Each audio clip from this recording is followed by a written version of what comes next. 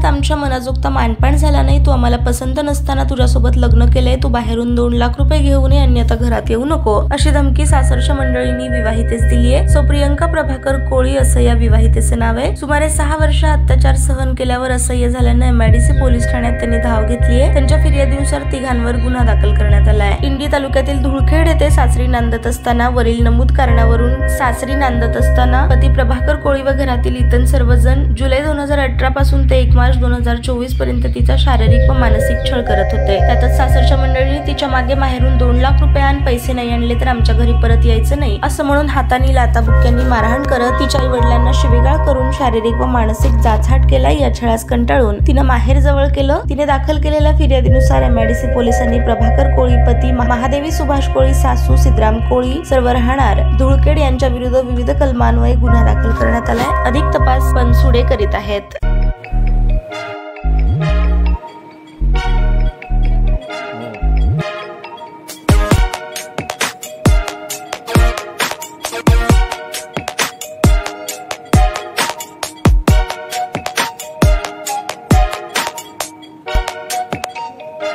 सोलापूर शहरातील सुप्रसिद्ध हॉस्पिटल म्हणजे सेंट्रल मल्टी स्पेशालिटी हॉस्पिटल मागील अनेक वर्षापासून सेवा बजावत आहे। 24 तास इमर्जन्सी सर्व्हिस, मॉडर्न टेक्नॉलॉजी, अनुभवी डॉक्टर्स तसेच अत्याधुनिक तंत्रज्ञान सुविधांनी सुसज्ज स्त्रीरोग प्रसूती विभाग, ऑर्थोपेडिक विभाग, मेडिकल विभाग आणि इतर एकमेव नाव म्हणजे सेंट्रल मल्टी स्पेशालिटी हॉस्पिटल।